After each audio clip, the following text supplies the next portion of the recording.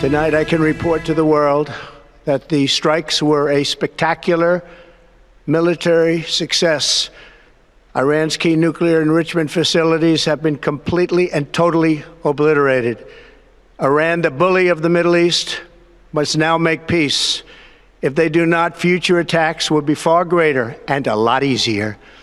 Denver 7 is following breaking news out of the White House tonight. You just heard there President Donald Trump reporting the U.S. bombed 3 nuclear sites in Iran this evening, officially joining Israel's campaign to eliminate Iran's nuclear capabilities. Thank you for joining us on Denver 7 News at 10. I'm Claire Lavezzorio. In the past half hour, Israel closed its airspace to both inbound and outbound flights in the wake of these attacks. The State Department says it was evacuating U.S. diplomats and their families. Denver 7 is working to find out what their next steps are in getting them home safely. Now, the locations of those airstrikes are on your screen now. They are Fordo, Natanz, and Esfahan.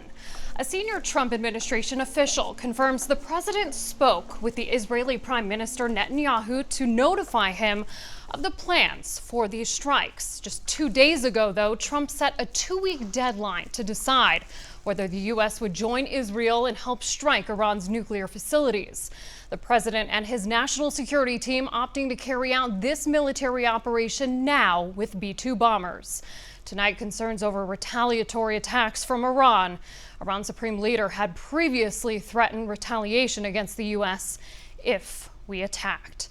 And there are still lots of questions tonight, including will there be more strikes and should we be worried? And what does that mean for us here in Colorado? And of course, Denver 7 is digging into those answers for you tonight. And joining me is Micheline Ishay, the director for the Center for Middle East Studies at the University of Denver. Micheline, thank you for joining us tonight on this busy Saturday night.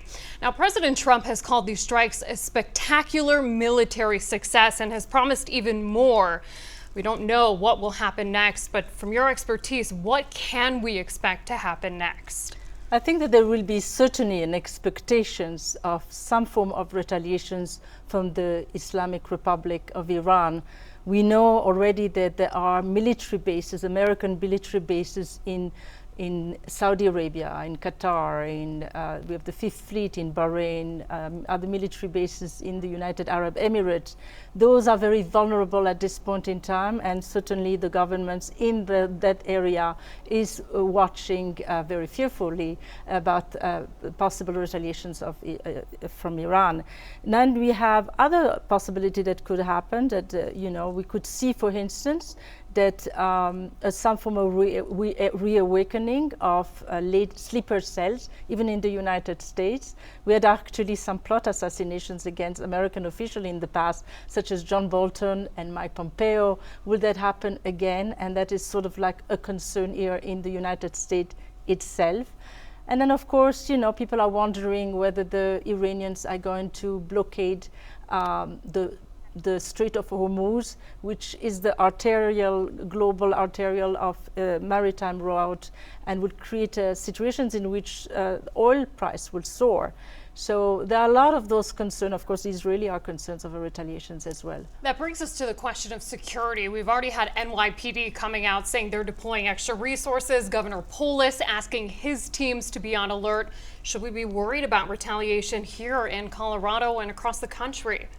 Well, it will be interesting to see in the next 48 or so hours whether Khamenei decide to take the invitations of President Trump, which is an exit strategy for him, and whether he wants to return to the negotiation table, given the fact that the nuclear sites have been so crippled. So that will be something that we have to watch before wondering whether there will be retaliations in the United States and even in the region, in the Gulf region. Well, the world will be closely watching. Micheline Ishay from the University of Denver, thank you so much. And coming up in about 5 minutes, we'll share reaction from Colorado representatives, some applauding Trump's move, others holding him accountable on previous promises to stay out of the war. Now, meanwhile, Denver 7's digital team also working around the clock to keep you updated online. Just scan the QR code on your screen and look for this story on denver7.com.